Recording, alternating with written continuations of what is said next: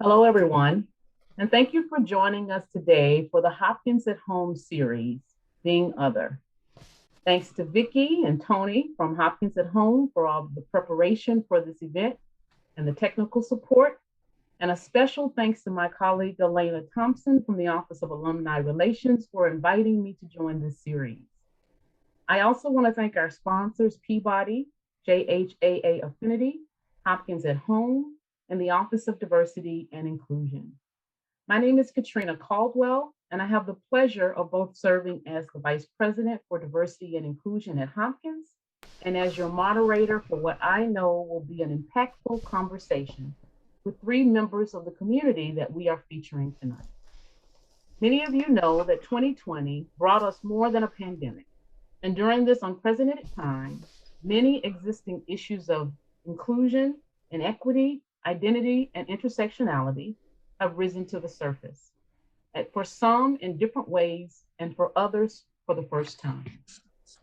These discussions have been created to offer an opportunity to share experiences, to learn with one another, and to have frank, open, and respectful conversations with Hopkins as our connection. In the first quarter of 2021, the Center for the Study of Hate and Extremism determined that in 16 major cities and jurisdictions, there was a more than 164% increase in anti-Asian hate crimes reported to police compared with last year. Many of us are familiar with the images of violence and hatred towards members of this community. In fact, these stories are often louder and sometimes mute the significance of opportunities to celebrate this culture and the community. Like watching the images of pride at the Olympic Games in Tokyo are offset often by media's fixation on representation and advocacy for the APIDA athletes, asking them questions about their representation and how they advocate on their behalf, versus asking other athletes how they serve as allies and how they support this community in the work and the roles that they play in society. Tonight, we will hear from our panelists about their experiences and reflections on the last year. And then we will take a short break before joining small breakout room discussions to connect directly with one another. Before I introduce them, I want to thank them for allowing me to serve as an ally and an accomplice and by joining them on this virtual stage. Now about our presenters. First, we have AJ Singh, who graduated from Johns Hopkins in 2019 with a BA in French and a BA in Public Health with a concentration in health policy, economics, and management. At Hopkins, AJ was active. He served as student body president and as presiding official on the ethics board, a student representative on the mental health task force, the Diversity Leadership Council, and the Homewood Council on Inclusive Excellence, where he co-chaired the Climate, Culture, and Campus Experience Subcommittee. AJ currently works as a senior consultant at Bose Allen Hamilton, where he supports clients in the federal health space and serves as an executive member of the firm's Asian and Pacific American Network, APAN. Next, we have Anisha Anand, who graduated from Johns Hopkins in 2018 with majors in economics and international studies. She currently works in New York at Brookfield Asset Management and private funds, assessing investor demand and assisting capital raising efforts for Brookfield's investment strategies. And finally, on our panel, we have Dr. San An, joining the musicology faculty at Peabody Conservatory in 1997 after completing her PhD in musicology from Harvard University. She's currently the director of the Peabody at Homewood program, the music minor curriculum within Krieger School of Arts and Sciences, where most recently An has taught within Peabody's liberal arts curriculum, offering undergraduate cinema, courses on African American actress Katharine Hepburn and East Asian and Asian Americans. Additionally, she served as the Director of Student Affairs at Peabody Preparatory from 1997 until 2002. Thank you so much for joining me on this virtual stage. I will begin our conversation with an opening question. We'll start with Anisha first. The question is, being a member of the APIDA community in X, so thinking about this in a particular context, what does it mean for you? So an example would be, quote, being at APIDA in higher education leadership means what? So how would you complete that sentence? I would say being a member of this community means you have an obligation to the larger group which you represent, and that you represent them well no matter what you're doing, and also have a second obligation of maintaining an inherent identity of that minority group as well, in whatever work you're doing and whatever study environment you're in. So I would say it's those two things. Interesting. We'll talk more about what that inherent identity is. I'd love to hear more about that. Thank you. AJ, can you answer that question? Yeah, definitely. I think building off Anisha's response, I think that being in the APIDA community definitely means being an advocate, for both members of the APIDA community and also beyond in the broader BIPOC community. And especially so that, considering that in the past few years, we've realized that the APIDA community is, it's not, a monolithic group as sometimes it might be portrayed as in the media. It's a very diverse group that spans individuals whose ancestry spans, an entire continent and 50% of the world's population. And so there's a huge diversity within the APIDA community. And so I think in that regard, it's important to be cognizant of all of the many members of the APIDA community and to be an advocate for all of them. And also, especially as we've seen in the past year with the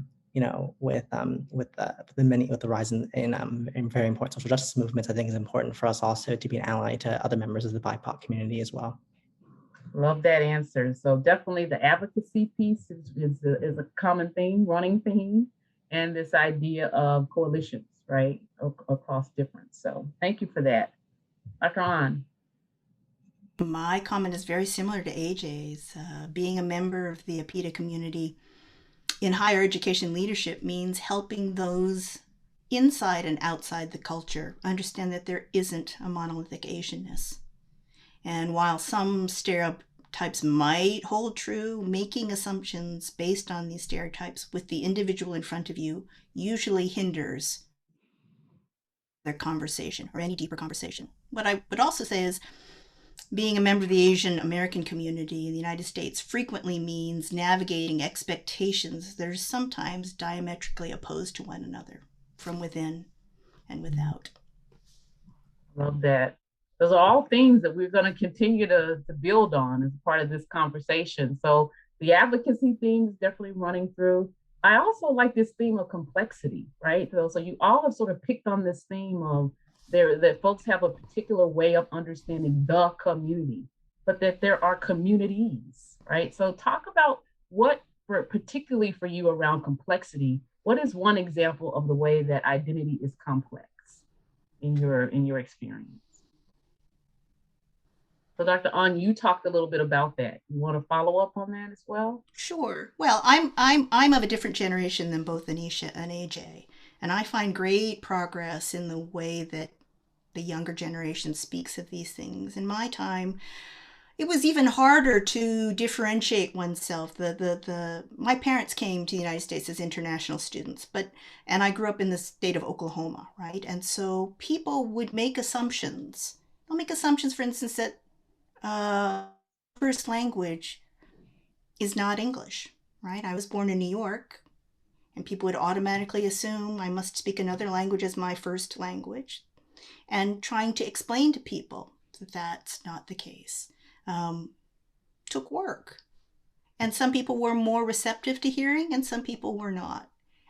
But I do see as the history of Asian Americans in the United States grows longer, there's greater exposure.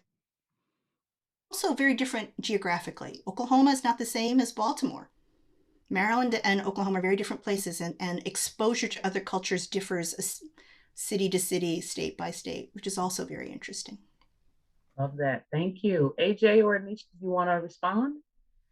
Yeah, definitely. I wanted to add on, of course, there's a generational divide between us, but I also want to say just over the span of my lifetime, the difference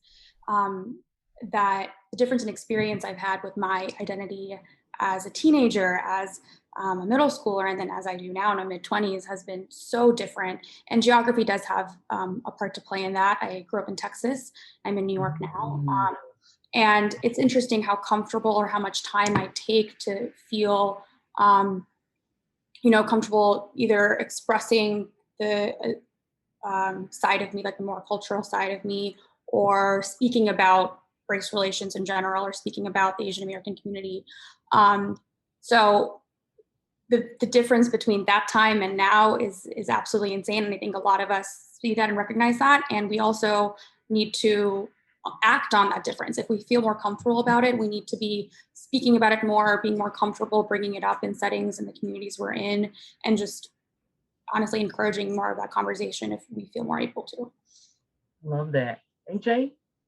Yeah, adding on to that, and kind of continuing the theme of growing up in more rural states. I grew up in Alaska, and definitely, I think that there was definitely a huge culture shift in growing up in Alaska, where I was one of the very few members of the APIDA community in my school to coming to a place as wonderfully diverse as Hopkins, where I think about 35% of the student body is APIDA, and I think that kind of contrast was, for me personally, I found that, similar to Anisha and Sun, that it was a really positive change, in that I felt that growing up, there was a certain sense of isolation in my suburban community, and while there was kind of an inclusiveness in my community growing up in Alaska, it was very different. It was kind of monolithic. It wasn't really as, I think, understanding of kind of the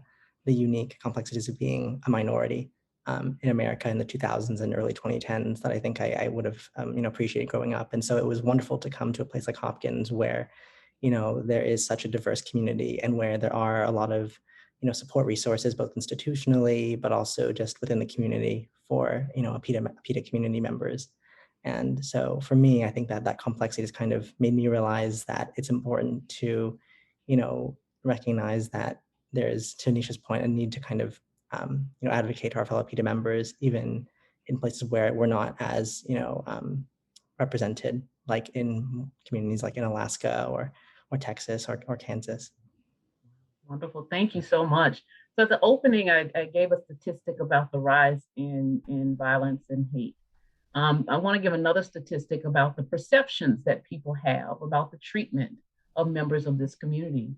And so in a Gallup poll, for instance, in the first quarter of 2021, there was a conversation where there was a study that showed that 46% of Americans are satisfied.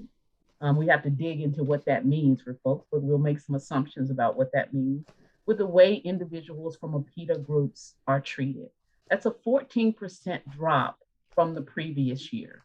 So 4 years before, that number was 70% of Americans were satisfied with the treatment of members of this community. What's more compelling for you? What's more striking for you? That there was ever a 70% perception of satisfaction, or that there was a drop over this period of time precipitously to 46%?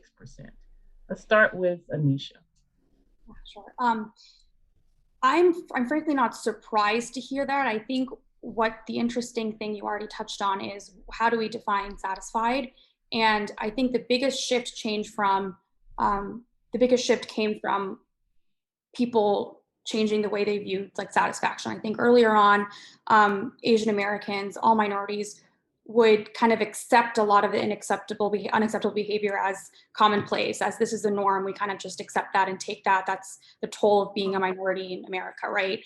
And I think the conversations over the past few years have really made people dive a little deeper, realize, hey, this is not normal. We shouldn't be feeling like this. We shouldn't be treated like this. And I'm not satisfied with this anymore. There does need to be a change. And of course, I'm sure that the rise in hate crimes contributes to that number. dropping, but it also is the perception of what's okay and what's tolerated is changing. And so therefore the satisfaction number is dropping as well. So it's great to see that it is, that we're starting to say, hey, this is really not acceptable anymore. And it's not just that hate crimes or racist comments are increasing. It's also that what we have accepted as the norm in the past should no longer be the norm. Oh, I love that. Thank you. That's a great response. I definitely like that, the shifting perceptions from where the line is, right? Or from where the line to what's acceptable and what's not acceptable. Yes, Dr. An. I'll say that the minute the former president started calling the coronavirus China virus, I knew that my own safety and that of people around me would be in jeopardy, because it's a kind of bullying that I had experienced in a few places, not all of Oklahoma by any means. I had some wonderful friends and allies as a child. But I also was on the receiving end of considerable teasing at certain points. And the minute it started in the press, my antenna went up and I was worried, but I was also relieved that the press was covering it and that people were saying something. Because in my younger life, that was just a given. People tease you and you walk away. Nobody said you can't do that.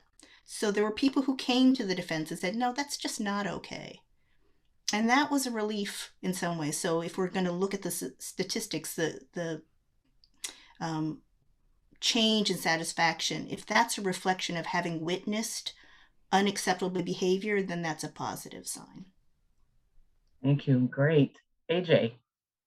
Yeah, echoing what Sun said, I think that the decrease in 25% of people is kind of representing a sliver of optimism in some ways, and I think it does show that there is an increased awareness of the struggles of the community. I think the 70% stat in that regard, I think, is kind of unsurprising to me. It does kind of reflect to me what kind of I felt growing up, in that there wasn't really an awareness of, I think, what APIDA people went through. I think there was this kind of assumption that we were a model minority, that, you know, we were good in school, we, you know, came from generally middle class backgrounds, and that we would just, you know, go to college and kind of live kind of just a, you know, just life without any struggles. But I think that it's a sign, it's a small sign of progress. I think that, you know, an additional quarter of America has realized in the past half decade that the APIDA community does face struggles, and I think that it is, you know, a small sliver of hope.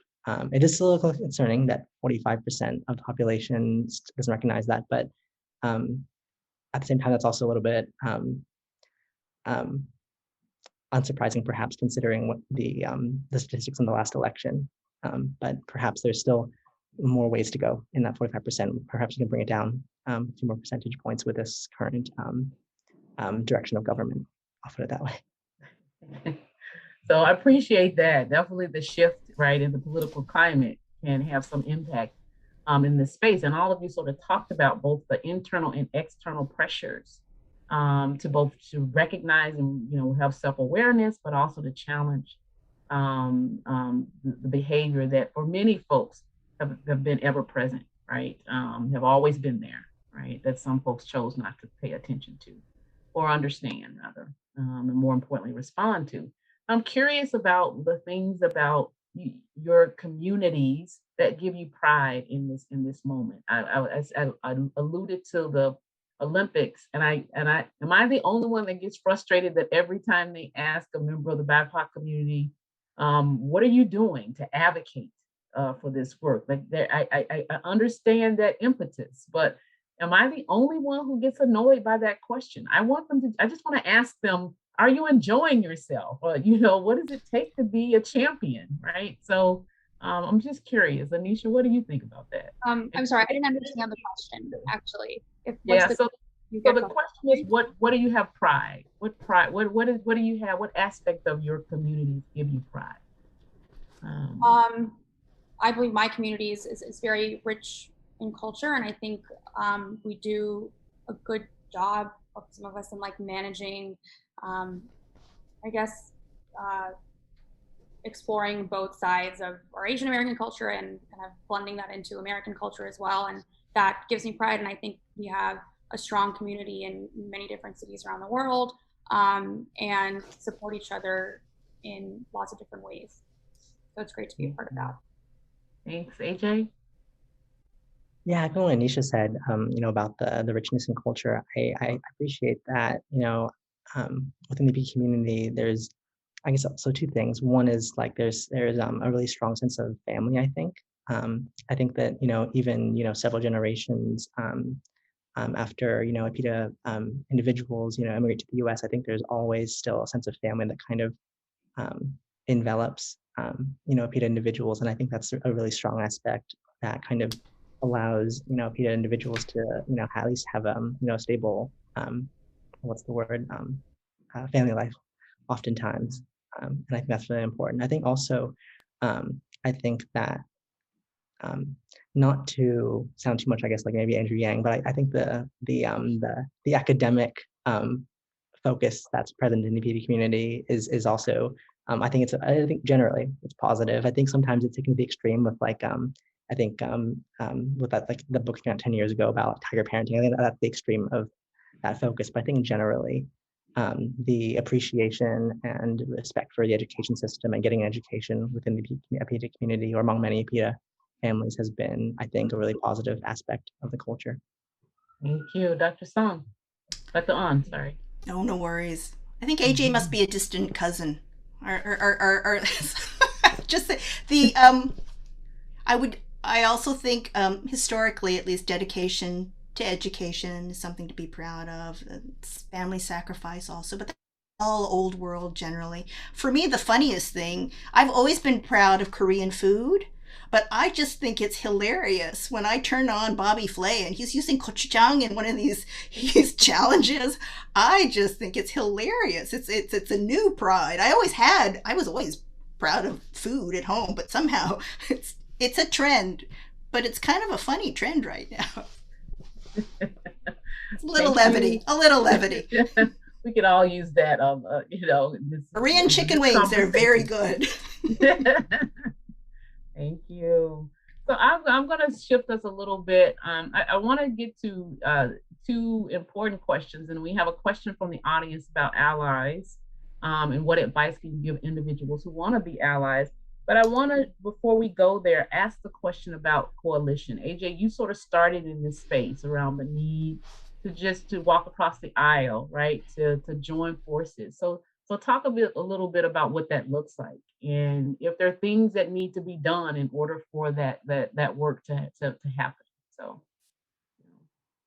Definitely. I think that coalition building can really begin at the local level or even in the individual level, in the sense that I think that, at least speaking as someone who's working in the private sector today, I think that a lot of companies are increasing their creation of different business resource groups for different, BIPOC communities. And I think that one thing people can do on an individual or local level is that, wherever they work or within the communities, they can kind of contribute to not just, APIDA advocacy groups, but also intersectional groups overall. So for example, if you're a student out there, that might look like supporting the multicultural leadership council that formed a few years ago of different student groups on campus. And if you're in the workforce, that might mean, supporting groups like your business resource groups that engage and represent different BIPOC communities.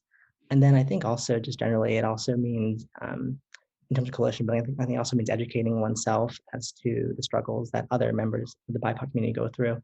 I think that there's, considering the 4 centuries of history of America, I think there's always more to learn. There's always more areas to grow in and more areas to recognize. And so I think definitely self-education and learning from other members of the BIPOC community is a really crucial step to increasing coalition building.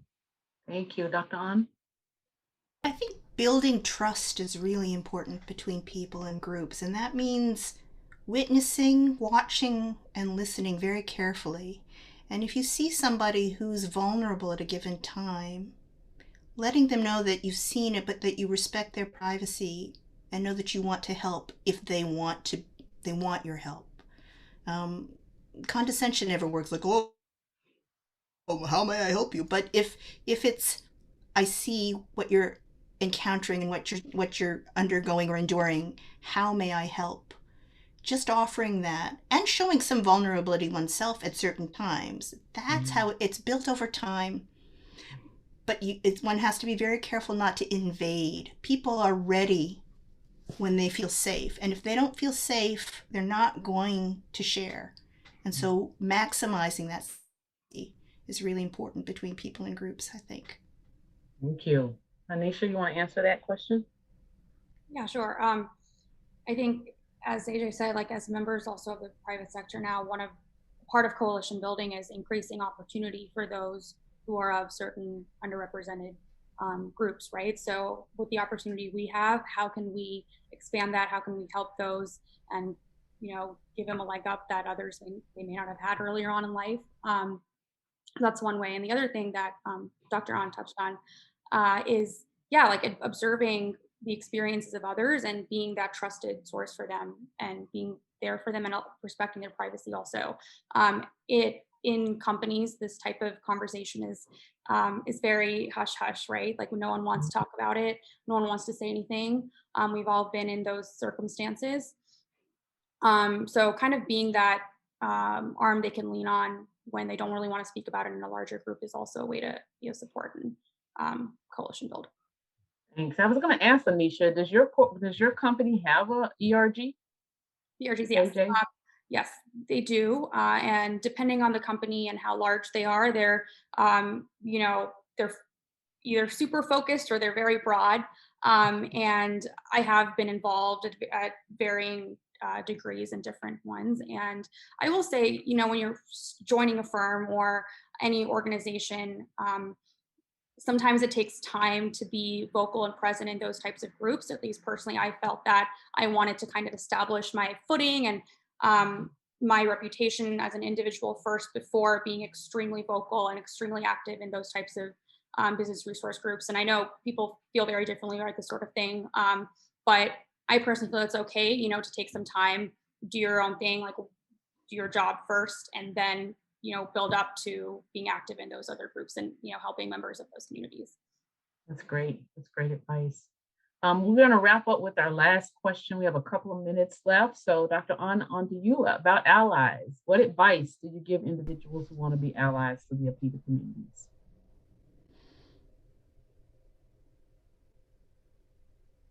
Dr. An? No, I'm here. I'm listening. I'm not frozen. Okay. I'm contemplating. If you're outside the group, asking people, how may I help? In gentle conversations, what has made you feel uncomfortable and how could it have been better? To envision a better setting to resolve something that was a dissonance of sorts. I'm going to invoke some music terminology, but resolving dissonance is really important. And if you can identify it, and that means, again, somebody must trust you enough to say, oh, this happened.